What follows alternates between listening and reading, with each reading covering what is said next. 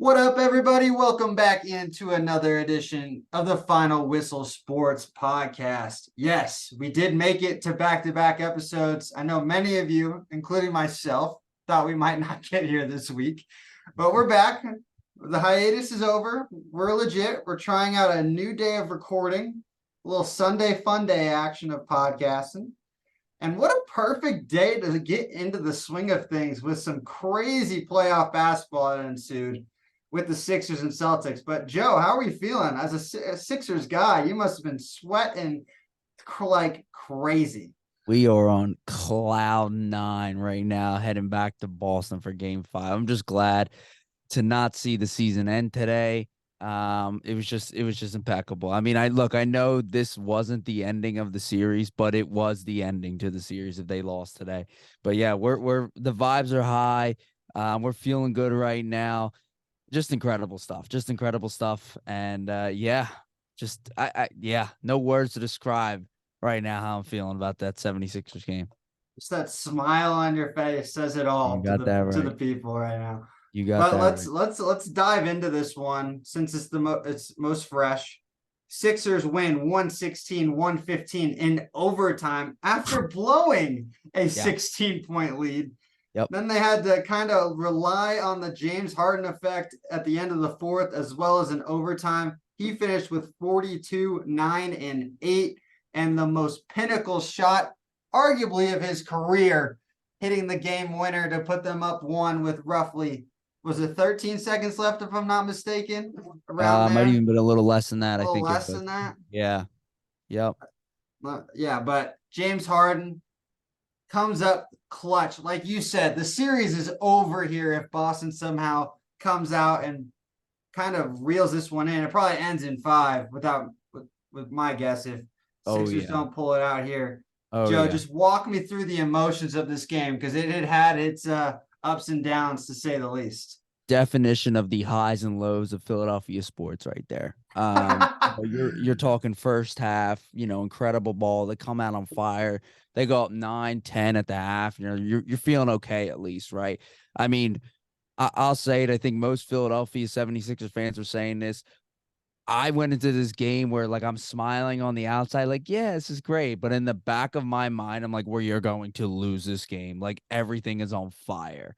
Um, it just like didn't seem like it was gonna line up. But first half they come out fire and looked really good. Third quarter, they held their own, lost a little bit at the end.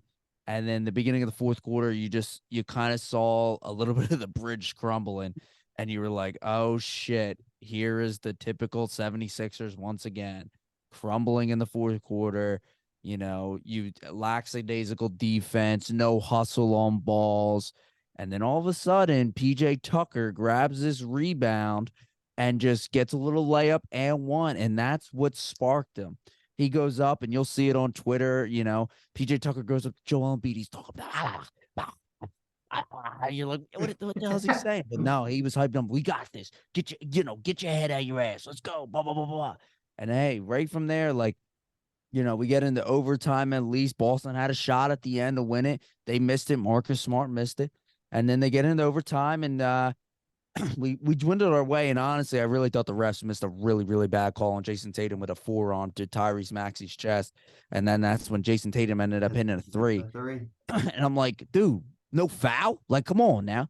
And look, I know I am a big, I will sit there and blame the refs up and down. I agree. But like, I didn't think they were awful, truthfully. Like, I mean, that's a good thing for the refs, truthfully. But I don't think you're awful. I mean, that's a good thing. But that I thought that was a foul. But then, come down to the other end, James Harden hits probably, one of the top 5 shots of his career. Same thing in game 1. You know what I mean? When he hit the game winner there, one of the top 5 shots of his career to win one of the bigger games in his career. And then, I mean, Jesus Christmas. I mean, the light turned red just as Marcus Smart is about to release this thing. And I'm watching the game. I got everyone else around me, and everyone starts cheering because they start taking the points off the bar. I said, we didn't even see the replay yet. How do we know this thing didn't miss? Or, how this thing didn't count? But ball was still in the hand as the red light comes on, bang. And yeah, Sixers are heading up to Boston. We got 3 games left now and a 3-game series against the Boston Celtics. So it's going to be interesting. It's going to be interesting. I think you described it perfectly. As the way it unfolded, from my perspective, I watched most of that until Sixers got up pretty big. Then I kind of switched over, put on a little bit of golf, and was watching Xander kind of throw his tournament away. But we're not Yeah. talking about that. Wimble. Um, yeah. Um, I think the biggest thing though was, and I threw it back on probably midway through the third when you started to feel like the momentum was changing a little bit. The Celtics started to find their groove a little bit, and with other than Harden or Embiid, the Sixers had nothing going for them, like you said.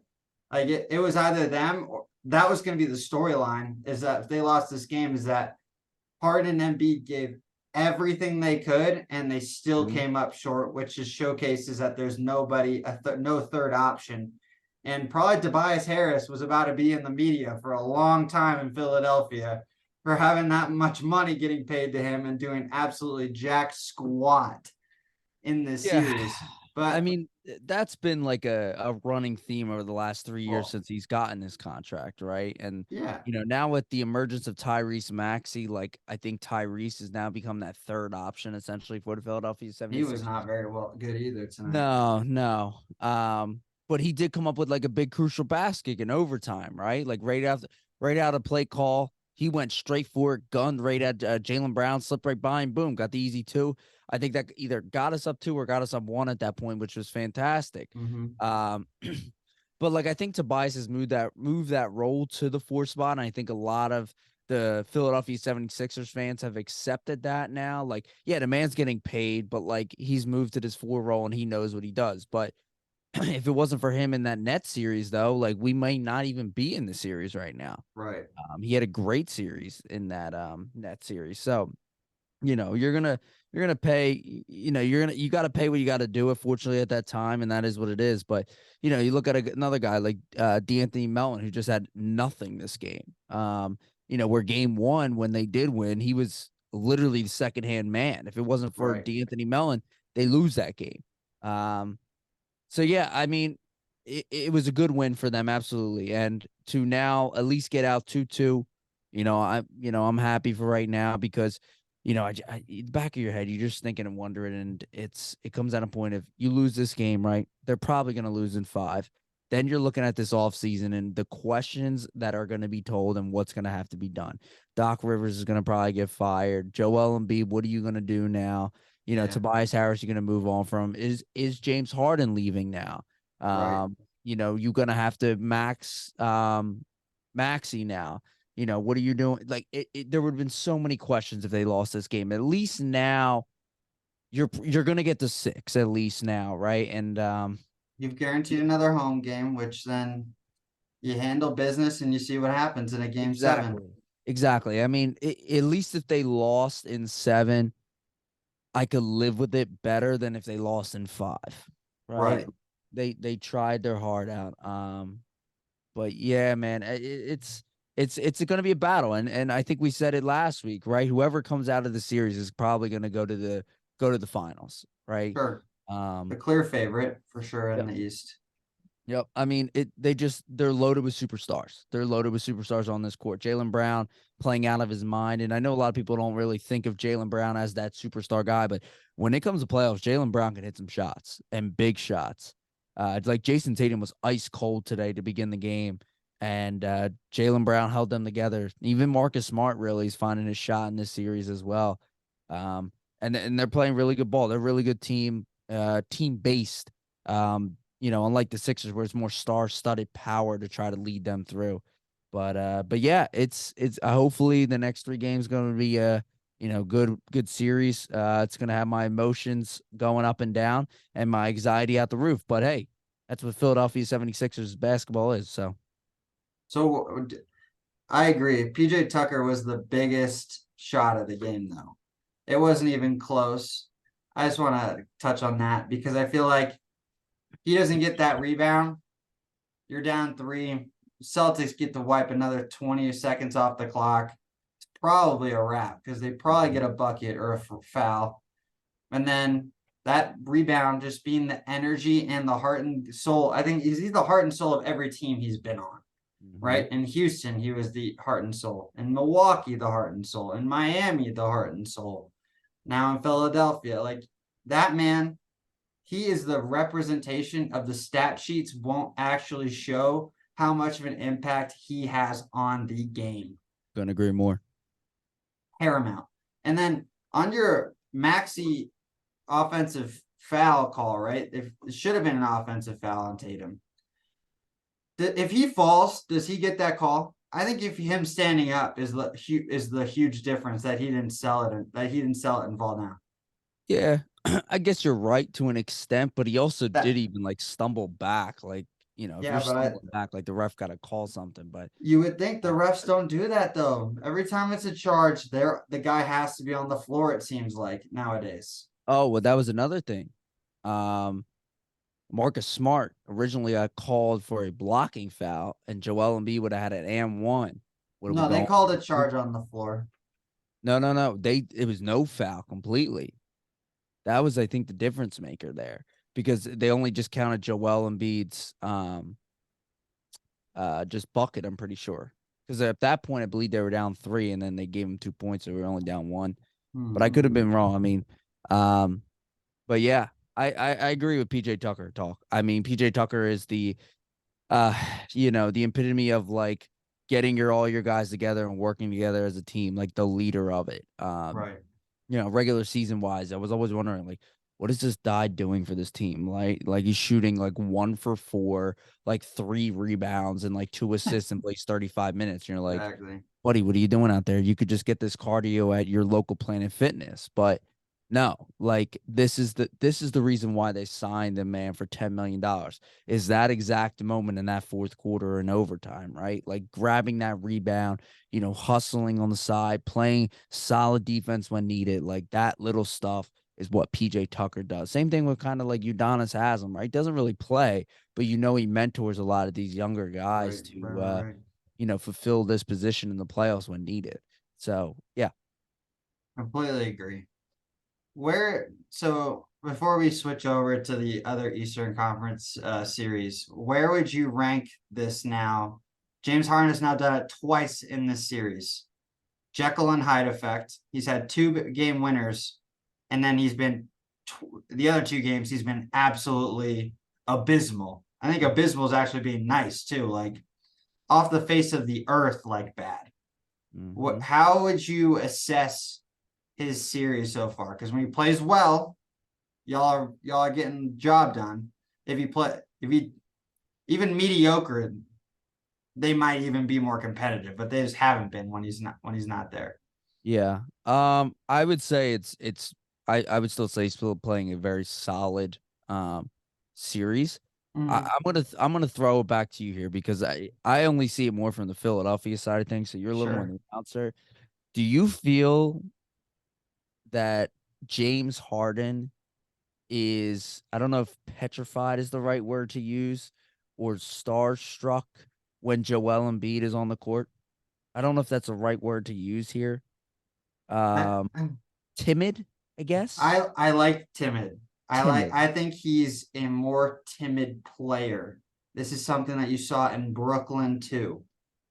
That he starts to think when there's another superstar that he believes is better than him on that court, he needs to be the facilitator and take his foot off the gas. Does that make sense?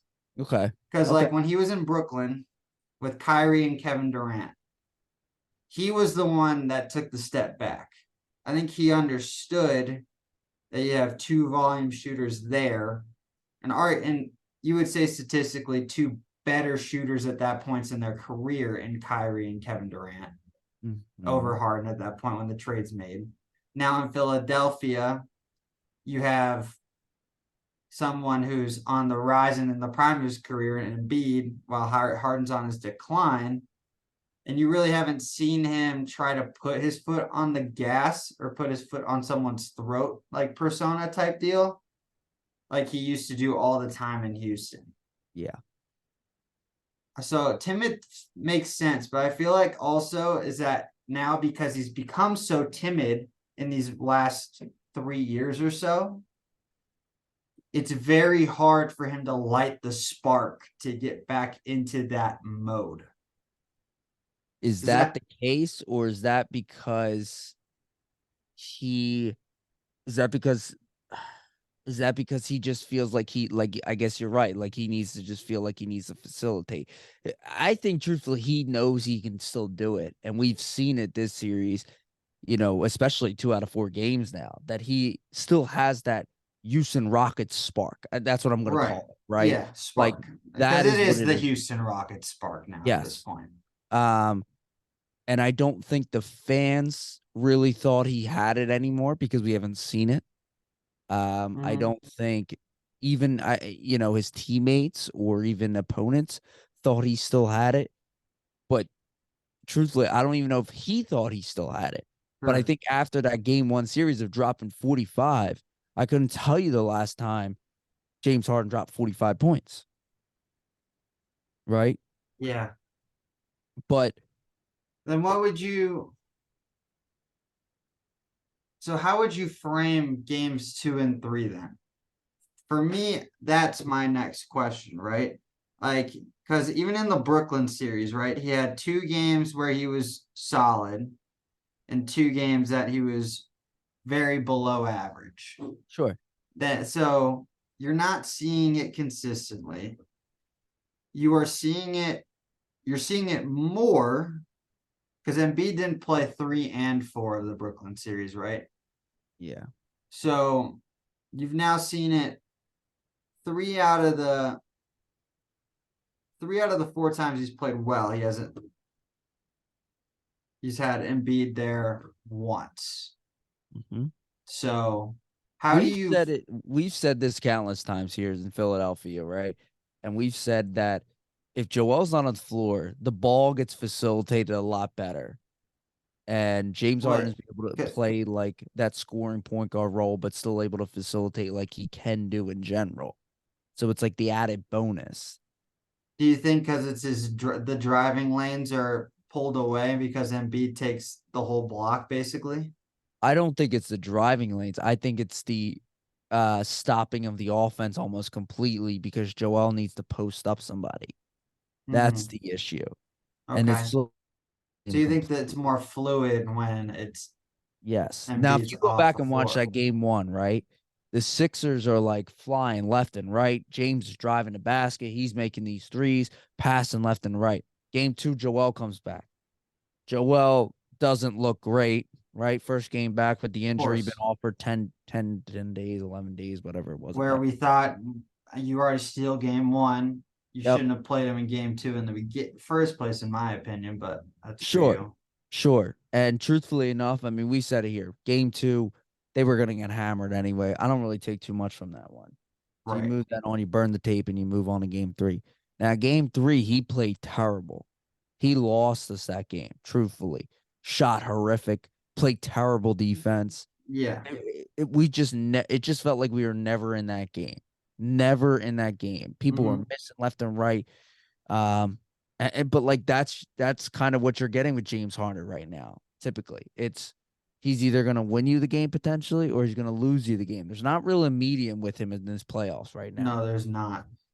Um, I mean, we got lucky versus the Nets, right? Because the Nets are a lot easier opponent compared to the Boston Celtics. Boston Celtics are the second best team in the East this year.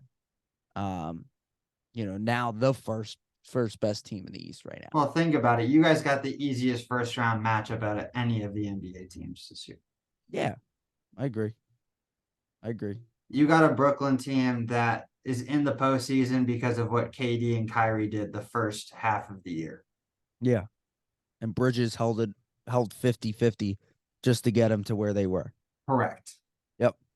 Yeah, no, I agree with you. But yeah, like did want to ask, more from the outside perspective, like where do you see James Harden at right now? And he is very timid when Joel Embiid gets on the court where he feels like he needs to facilitate him.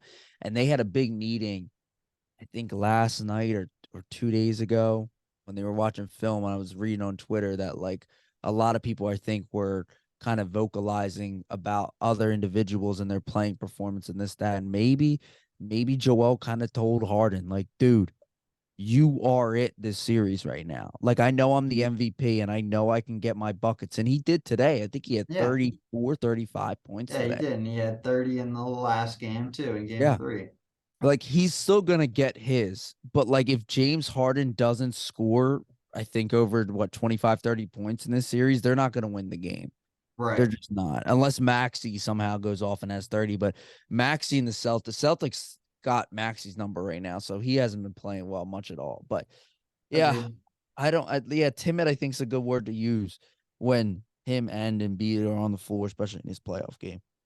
No, I like that a lot. I think they finally figured out towards the end of games that it's going to just be 2-man game between them.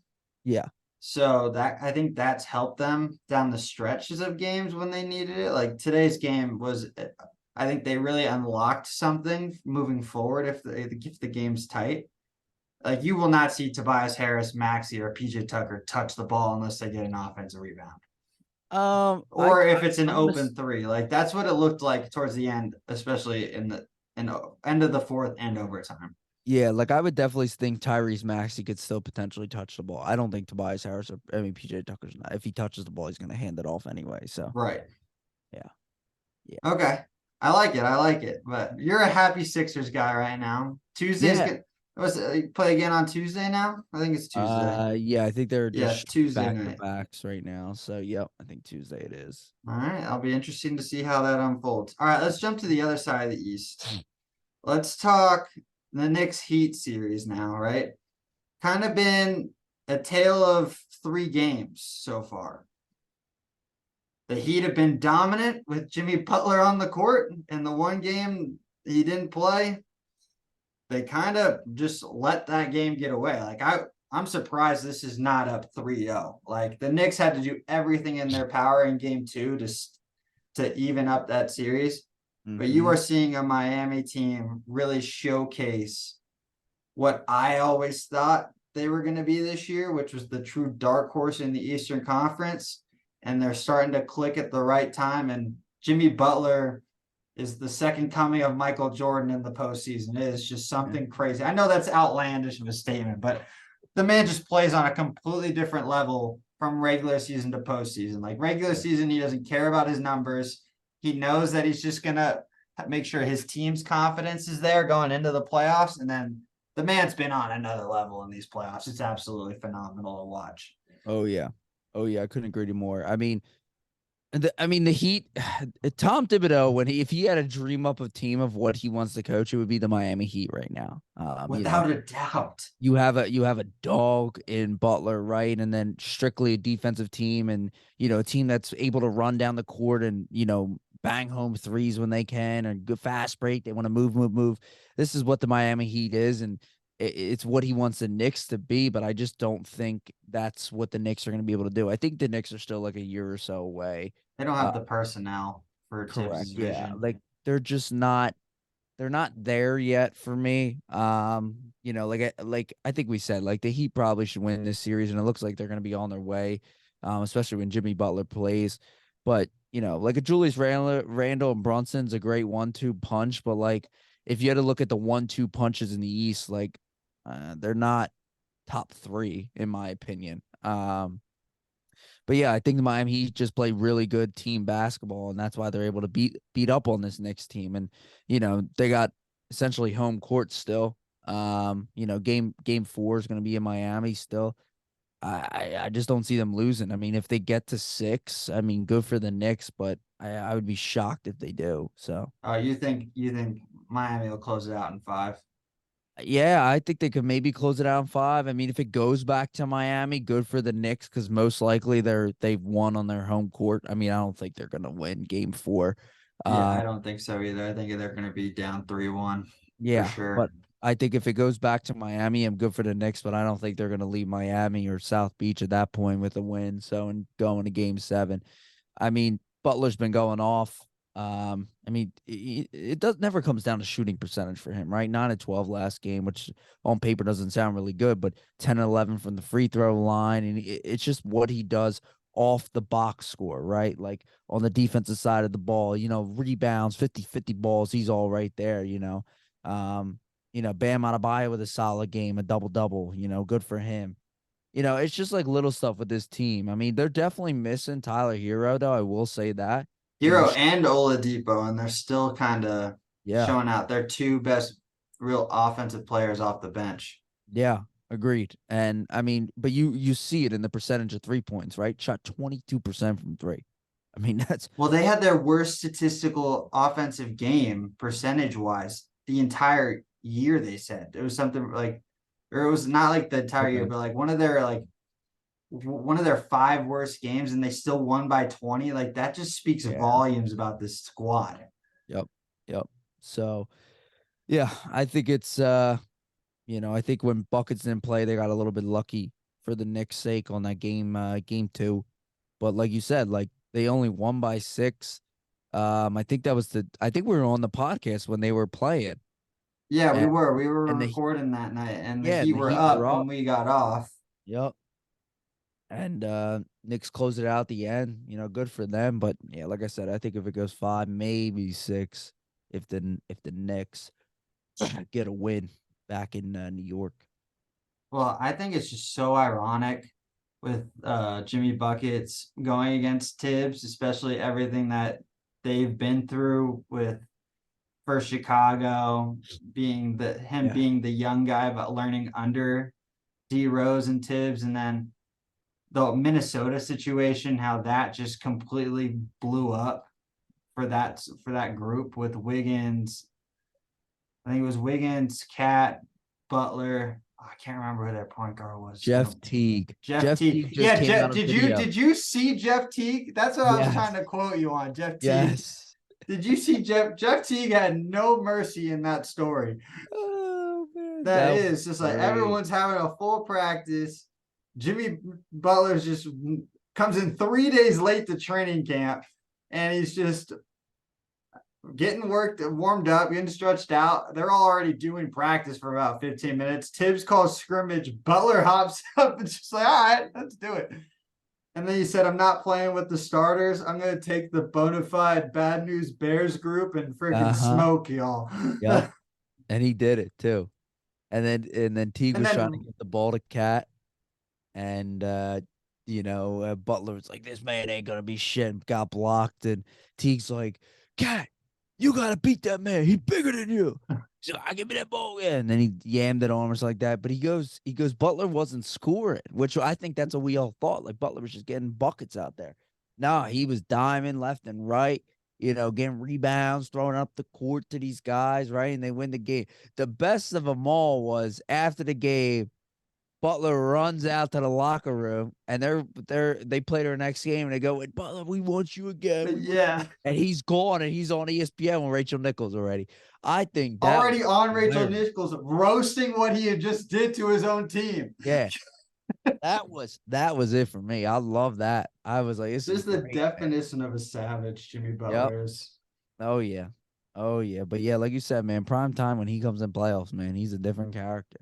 I mean, this team is starting to click. I mean, I think we both agree that they're going to be in the Eastern Conference Finals, and regardless of without Hero and Oladipo, the Heat's going to push the Sixers or the Celtics because they just both the Heat match up with anybody when it comes to playoffs because they pride themselves on defense. They just know how to match up, and Yeah. they know just how to flick a switch, and then Spo at the end of games just knows how to make that tiny little adjustment down the stretch of games too. Well, if the Celtics meet up with them again, I believe it's a rematch of last year's Yes, Eastern it Conference is. Finals. And which then again, I mean, that was a good solid series, and it's going to be a good solid series again this year. Good fundamental basketball teams on both sides of the ball, willing to pass up. Not, as much as the Celtics have more of that superstar role. Miami Heat can still play with them for sure. Right. They got a really good big man. They got depth off the bench. So does Boston. So that would be a really good series if it does end up that way. So. Well, I was telling you before the playoffs started, we weren't really on the air at this point. We were on our little hiatus, but we were texting back and forth. Like how I was telling you, that Miami was the worst first round matchup that anybody was going to be able to get. Oh And yeah. them falling apart like that last week of the season, just kind of missing some easy games. Like I think they lost, I can't remember who it was, but they lost to some very bad bottom tier teams. Yeah. Let the Brooklyn Nets hold on to that 6 seed. Otherwise, like I thought the Heat were going to beat the Sixers in the first round. Like I thought that was going to be my first legit upset. Yep. I remember talking to not only you, but a lot of people, and I said, if the Sixers get the Heat, I mean, I think the Sixers win, but it's gonna go 7. Like Yeah, it's gonna be a dangerous because like you're gonna be at the point where like, ooh, man, that's gonna be a tough 8 seed. I mean, we saw with the right. Bucks, right? They Yep, lose. agreed. So yeah. It'll be interesting to see how that unfolds. All right, Uh, let's jump sides. Who you want to talk next? You want to talk Denver Phoenix or some Dub Nation and the LA Lakers? you can get the boring one out the way. I just think Denver and Suns is just pretty standard right now, right? Yeah, I Um, think they're playing right now. I'm trying to pull up the score. yeah, I believe they are, but it's just been very straightforward, right? Like Yeah. the home team has won in all series. The DeAndre Ayton like didn't look good at all last series, but they ended up still pulling out. D Book still getting his. Kevin Durant's getting. D-Book put them on their back Yep. on Friday night. Yep. In my opinion, man, Devin Booker is really starting to come into his own as like, top 6, top 7 player in the league, truthfully. He's there. He's there, man. I think Um, he's there. He's ascending so fast. like he just gets buckets. And the thing is like everyone thinks like he's been in the league like forever and he's older. But I think he's only what, 24? Yeah, he hasn't 20. even he's 26, so he's just entering the prime of his career. Yeah. Like the man has been on a mission. I mean, listen to stats, right? In that Clippers game 4 of the Clippers since then. 30 points, 47, 27, 35, 47. Like Jesus, And dude. he's already today, the first quarter just ended. He's 5 of 6 from the field with 13 already in the first. Yeah. Nuggets are up 3 right now, but He's just a bucket, man. He just gets and now he's got to even do even more with Chris Paul out, right? With that groin injury. I think it actually helps Phoenix that Chris Paul can't play. Oh, you think? Nothing against arguably one of the best point guards to ever do it. The more pace that Phoenix can play with, I think that suits them better than because Denver is the most slept on team in basketball. It's the way they like to play. They love to slow the game down and just wear you out with Jokic and Murray. And I think Denver's the most complete team on paper. I would say they're the clear favorite right now to win the NBA championship. I'm going there. Yes, I am a Warriors fan. Oh. I People have given Denver so much like lack of credit. It is insane this year. I mean, what Jokic did the previous 2 years to kind of keep them afloat. Like this is the first time they've been back together and like since we were talking about the ascension of the Denver Nuggets with Michael Porter Jr. because he's been out hurt. Jamal Murray's been out hurt. Yeah. Like this team is just and their bench is so deep. Like they're the most complete team on paper, right? Which is what you saw in the 2 games. Like you have Bryce Brown comes off the bench, or Bruce Brown. Sorry, not Bryce Brown. Is it Bryce Brown or Bruce Brown? I can't remember. Uh, Christian Braun, a low key of a defender. Then you have Reggie Jackson as your backup point guard there. Like, then you have Jeff Green, who people somehow the man just continues to produce year yep. in, year out off the bench. Yep. Then you have KCP, I think one of the slept on signings for a perimeter defender this year. And then Aaron Gordon acquiring him a year or two ago. Like this team is just deep. So They can this is go your 10 deep, favorite. no This is problem. your favorite in the West, right? That's what you're No, saying. this is my favorite to win the ship. Favorite to win the ship. Wow. Okay.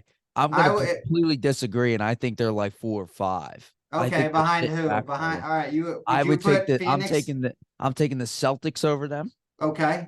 I'm taking the 76ers over them. Wow, that's a hard stretch, man. But they're For both. both. Okay, continue. Who's your other one? I think the Suns win this series, so I'm taking the Suns over them. Do you want me to still go? I'll keep going. Yeah. I'll take the Miami Heat over them. Jimmy Butler.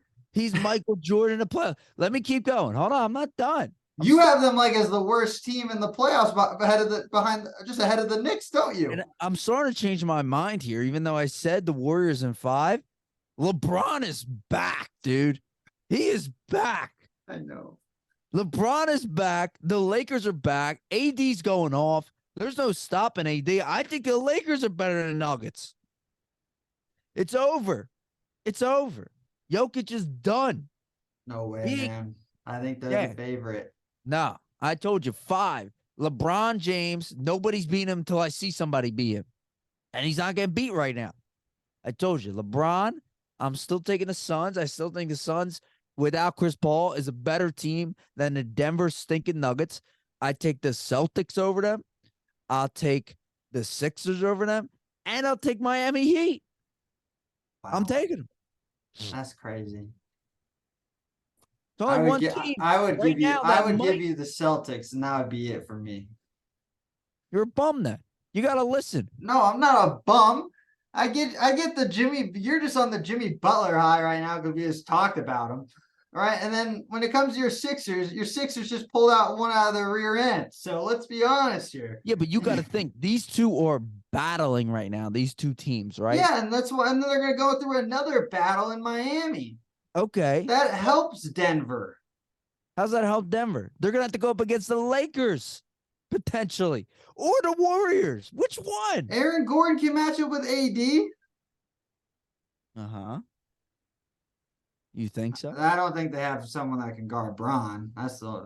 But you let Bron get his. And the AD has been the Mr. Jekyll and Hyde effect all postseason. Odd number of games he shows up. Even number of games he's awful. It's the same thing as James Harden. Jekyll and Hyde of NBA playoffs has been Anthony Davis. I completely disagree, man. I don't disagree. I told you 5 or 6 seed for at the worst. So all right, so let's talk. So what, you have the Phoenix winning this in 6 then? Or what, 7? The Phoenix. Maybe I'll go 7. I'll give them 7. So Phoenix in 7. You'll give Denver one more game? That's real thoughtful of you. Yeah. And then all right, let's go to the more interesting series out west, right? The Lakers and your Golden State Warriors. I don't want to talk about it, but the ups and downs completely, right? So you got game 1, shell shocker, comeback from behind victory from the Lakers.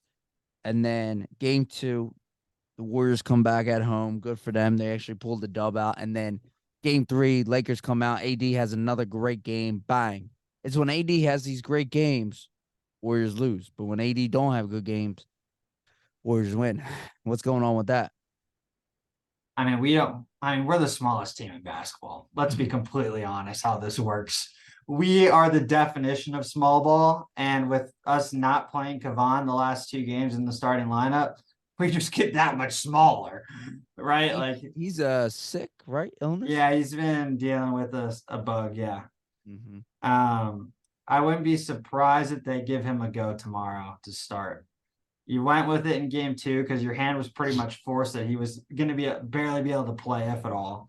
Mm-hmm. And he didn't really play much in game 3 either. So I think it's still lingering, but you're also at this point, this is it for us. We got to win or it's a wrap. Yeah. We'll lose it in 6 if we don't win tomorrow. Yeah. Kavan only played 16 minutes again, and he was ineffective. He only had 16 minutes and only had 4 boards. That's been not what he's been this postseason. Yep. And yeah, if you really think about it, I mean, Clay was absolutely awful last night. No offense to Klay Thompson, 6 turnovers.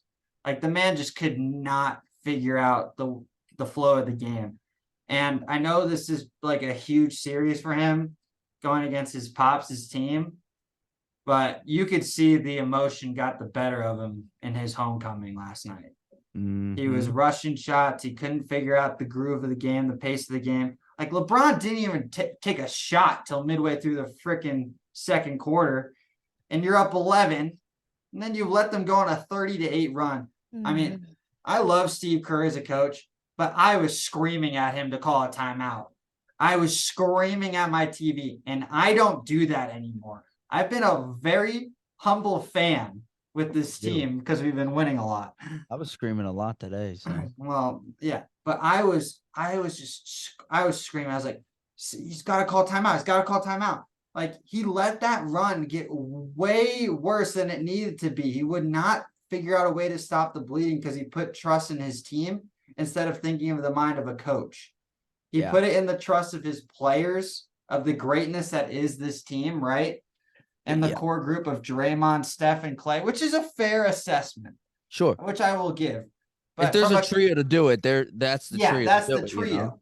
yeah, But the team had no energy. After we went up 11. Then we got a nice little right hook, and we decided we're not gonna fight. Like, screw it. We'll see it. We treated it like a game in November last night. We treated yeah. it like a regular season game in November. That meant nothing, It's not which is, acceptable. and that's what we've been doing in this postseason. Like, we're just putting up a couple duds a series. Like, even in that Sacramento series, when they wanted to throw a punch at us, like especially early on in games 1 and 2, and then in game 6, we were just not up to the challenge. We were just like, whatever. And And truthfully, without, you want to talk about some battles, right? You know, you went up against a great 2 seed in the Kings, won 7 games, right? Now yeah, you're probably looking at what 6 or if not 7 games potentially with the I Lakers. had this game going. We talked about it. I had this game going 7 if we were gonna win. Yeah. So it's gonna be a dogfight there. And then if you make it out of that series, you got either the Nuggets or the Suns, Which right? you might as well just lock in for another 6 or 7 games. You're gonna have to lock in at that point. As a Warriors fan, who would you rather see? Oh, for the next series? Oh, Denver, without question. I Even would though to they're your favorite. I have Denver as my favorite, but I would 100% want the Denver Nuggets because Kevin Durant's going to be a man on a mission if we get them in that series. Mm, Kevin Durant's going to be averaging 40. the Slim Reaper. The Slim Reaper is going to be like, So he's gonna average 40 and Booker's gonna average 40? yeah.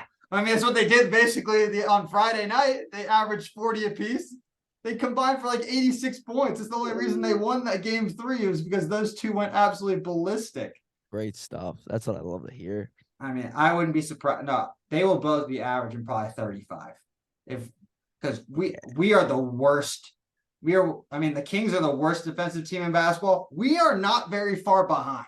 No, no, no, Like, this no. is one of the issues that I have, like, with paying Jordan Poole his money.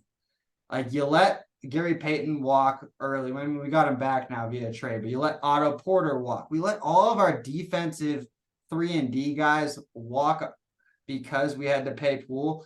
And the man, I'm pretty sure he gets a paycheck. Like, it's not like we're not paying him. Like, show up, bro. You've been non-existent this postseason. Non-existent. And he is so streaky, man. The He's man is so the all over definition the of a place. flamethrower. Like, he either gets Wow. really hot or he is ice cold. He's J.R. Smith to a T, man, huh? Yeah, just J.R. Smith with a little bit more handle. That's about it. Yeah. No, Wow. I mean, if you look at it, that's what he is. It's not Yeah. nothing against him. He's still very young, right? But so, I mean, I am very scared for tomorrow night. We're gonna have to put in every ounce of energy into this game tomorrow for us to have a shot. And luckily, it's an even game. Anthony Davis hasn't put 2 games consecutive together yet. So Yep. until I see it, I've got hope. Yep. But that's the biggest thing for me. Like, and we haven't even had Braun go off for a game yet. Like, I wouldn't be Yeah. surprised if tomorrow is where LeBron says, all right, I doubt AD's going to have it. I got to be LeBron-esque. Yeah. Like, I would not be surprised if he has 35, 8, and 8 tomorrow. Yep. Not at all. Yep. I agree. Speaking about LeBron, LeBron's son going to USC, committed to USC. Yeah. Was the bag fumbled completely by Ohio State here?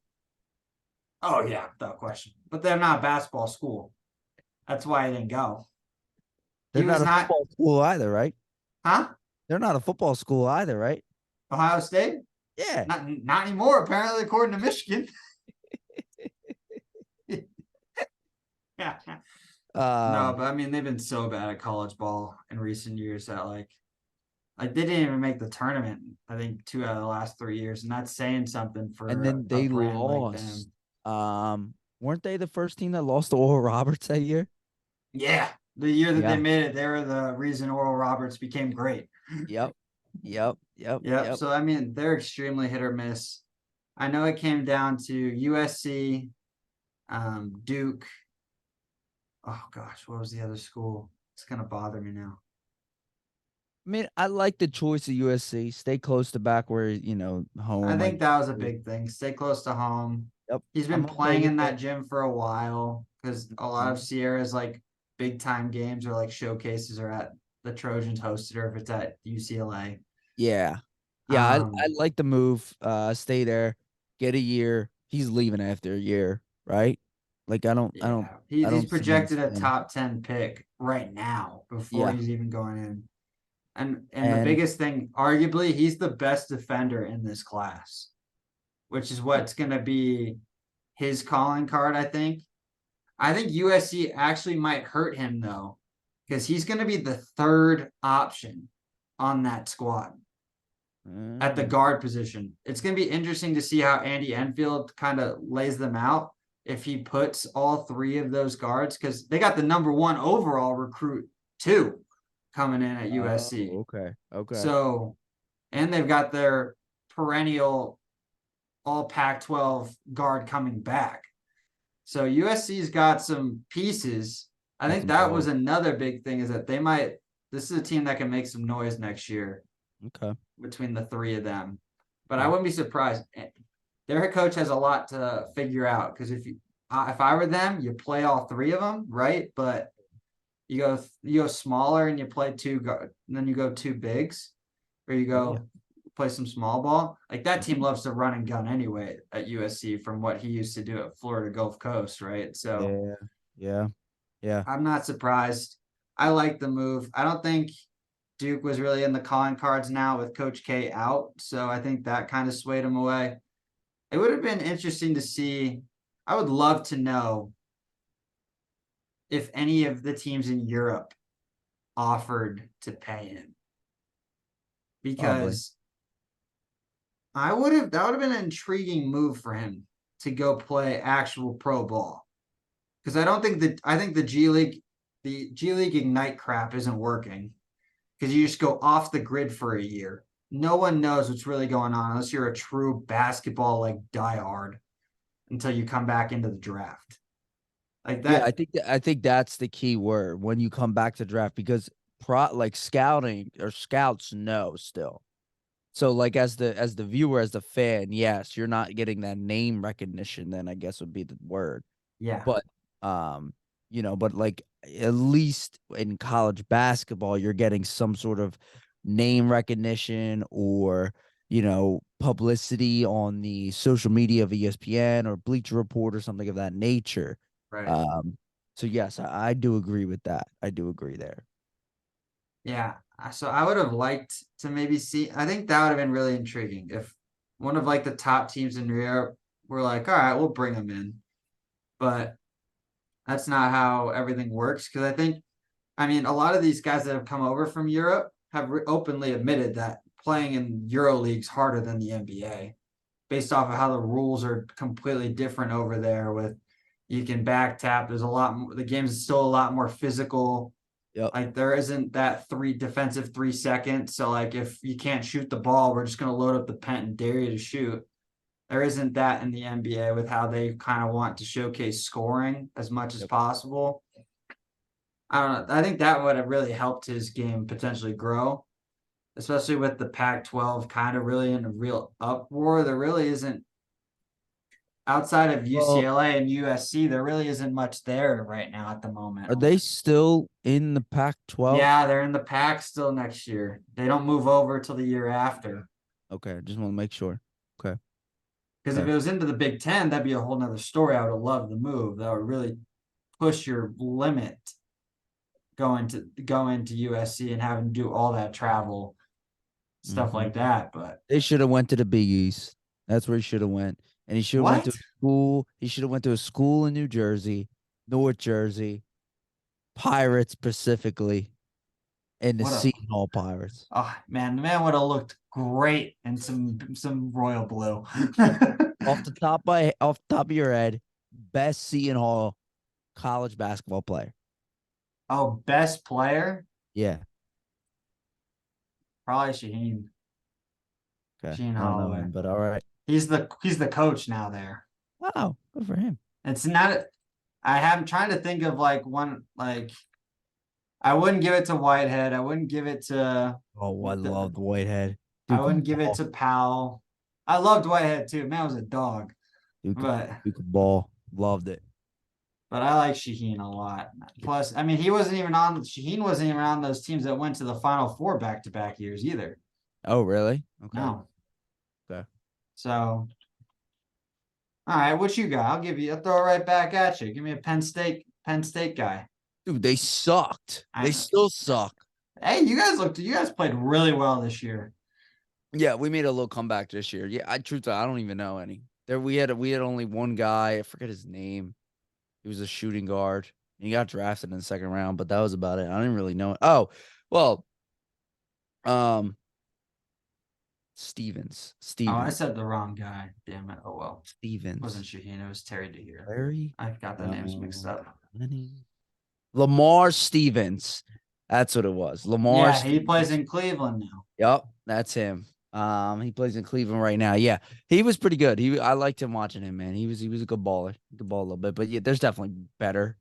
But yeah, not good, man. Hey, I mean, you could have Penn State colors already. His Sierra Canyon covers would have fit right in. Got that right. You got that damn right. You got that damn right. So, all right. Well, let's move over. I know you got a little rant about the NHL playoffs, NHL hockey. Give your 2 cents because I got no sense to give here, unfortunately. So. I know you've been really slack on your hockey, but I think you do agree with. We kind of talked about this off air. You agree with this? I got into like this debate with my family the other day, and so shout out my brother. Like he came in a couple of weekends ago, and he was trying to like argue like that the NFL is like the greatest postseason sport ever. I was like, it's not even close. Like, if you actually are a true sports fan, playoff hockey is the greatest thing to watch. It's not even close. So this just gets me frustrated how like fans, I get it. It's more of probably the lower end of American sports, right? But if you're actually watching, you need to be locked in that entire 20 minutes of that period. Then you get like a 15 to 20 minute break at the intermission. Then you got to be locked in again. Like it is free flowing. It is constant. The intensity is on a completely different level. And there's fighting. The coaches are screaming at the refs. The refs are sometimes even chirp back a little bit, which is even better. Like they give the referees a little bit more leeway than in other sports, which I actually love. Mm-hmm. The fans are probably the most loyal fans in sports. Like it is just electric to watch a playoff hockey game. My goal is to go to one, but the San Jose Sharks suck, so that's not going to happen anytime soon.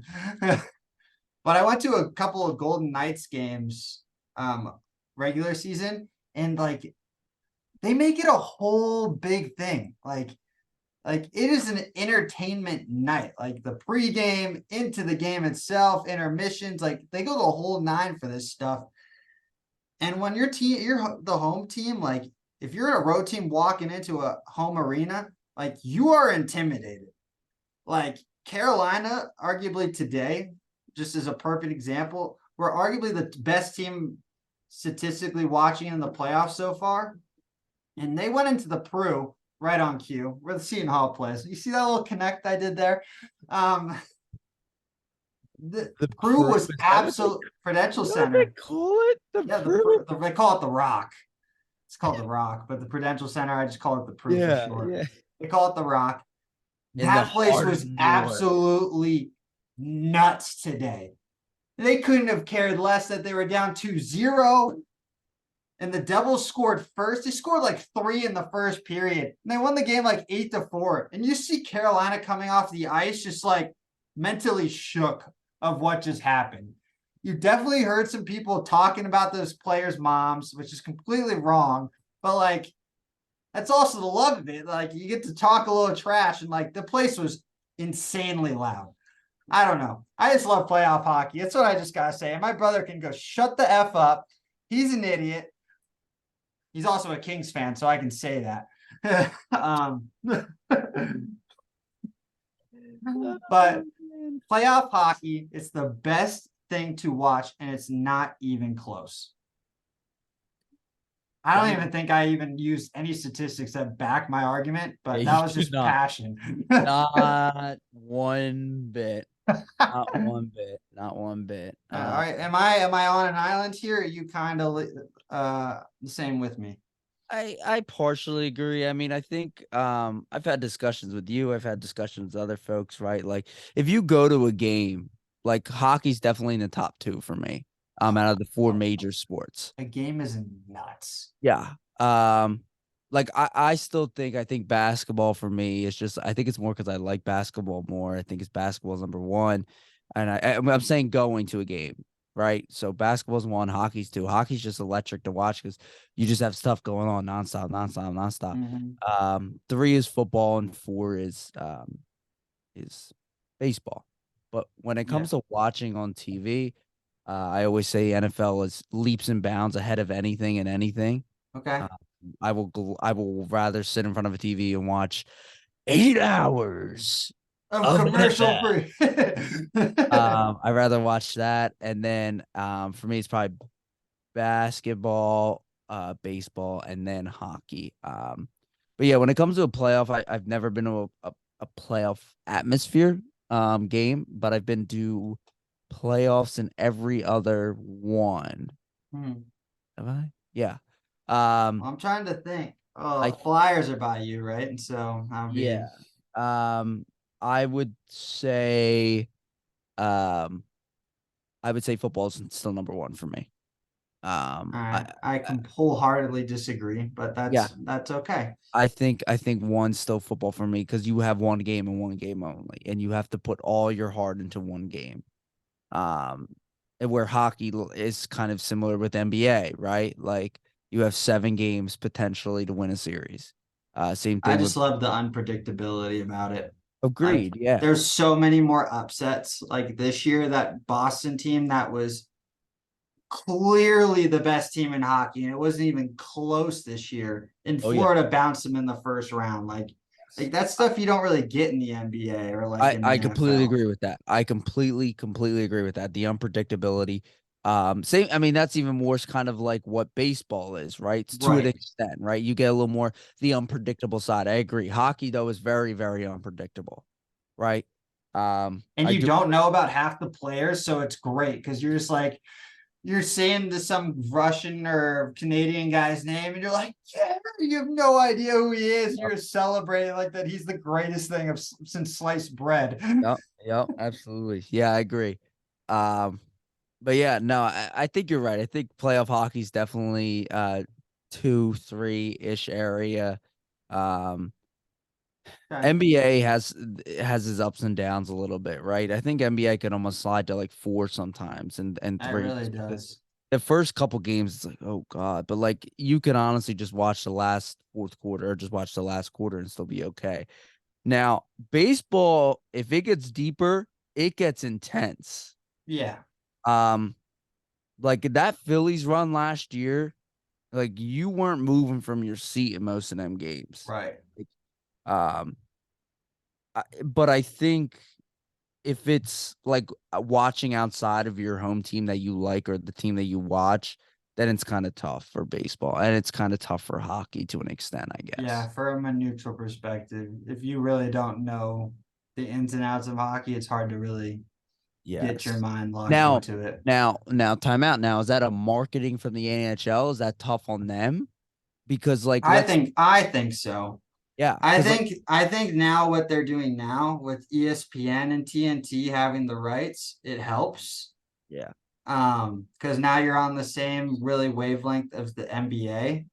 That it's not like you'd have to go to NB because it was pretty much just NBC that had hockey for a long time. Yes. And NBC really struggled to market it, which I think was the biggest hindrance of why hockey made the switch from to ESPN and TNT.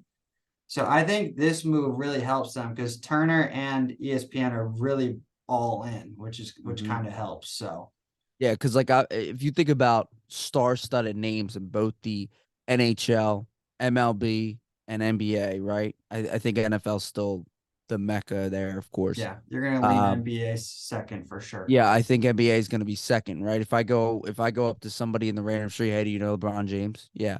Oh, hey, do you know Alex Ovechkin? I don't What? know. Yeah, Yeah. exactly. And same thing with baseball, right? If you go out, we'll say Mike Trout first. You may not know Mike Trout, but it seems like everybody knows Shohei Ohtani or everybody knows Aaron Judge right now. Mm-hmm. Um, I think that's a marketing thing. I think it's a marketing thing for the NHL that they need to be better if they're going to want that, right? I think their mecca was when Pittsburgh was leading the way with Ovechkin and Malkinen, right? And then you And had Crosby, yeah. exactly. Oh, did I say Ovechkin? I'm sorry, Crosby Yeah, and Malkin. Crosby. And then Washington was at the peak with Ovechkin. Yeah, but like now as a non-really NHL fan, Right. I don't. I probably could only name maybe three or four guys. Like Which is completely fair. yeah, like I can't do it. Like I don't know them that well. They don't market it that well. It doesn't interest me as an outsider looking in. Um, yeah. So I I think think it's also hard because internationally, it's one of the biggest sports in the world yes, I from an agree. international scale.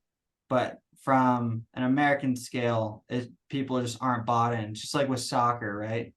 Like, like American sports just haven't really found the way to sell it enough for Hmm. it to become something extremely popular. Like honestly, like if you look at it from a soccer perspective, and I think we both agree that soccer is definitely at the bottom when it comes to everything going on, especially with just the competitiveness of the league as well. Like I think if you go, they'd have to like soccer has to take a European approach. Like if you like them Now not you're getting talking MLS. yes, MLS approach. Okay. Like instead of them doing a playoffs, like they need to reward the regular season and make every game paramount instead of them bringing in expanding the league and then allowing more and more teams into the playoffs. Like it just, I think it hurts them. I think they need to take the European approach. Like, yo, if you're like at the bottom, you're getting sent down a tier. Like, sucks to suck, bud. Like, I think they really need to make every game matter. Which, but again, they also are struggling to market as well. So I think it's not just NHL. I think soccer does the same. They're also NHL soccer and baseball is probably the three least watched sports when it comes to the regular season.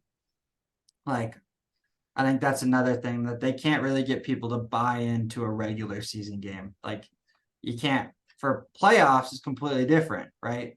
You can get people to show up and watch and stuff like that, but regular season, it's really hard to get yourself engaged and locked in. Agree. Yeah, no, I agree. I agree with you. So, all right. Uh, good episode there, my man. A little NBA talk. Like, I liked it. A little different change of pace, not us focusing on NFL this time. yeah. And another week for the viewers out there, the listeners out there.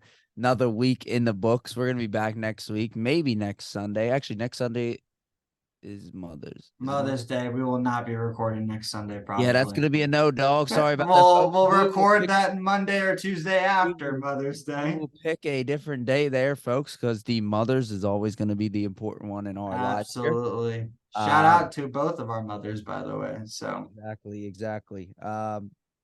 Yeah, so we will catch you all next week. We'll get more in depth. The NBA playoffs more should be in the conference finals area at that point. hopefully both our Warriors and Sixers are both in it.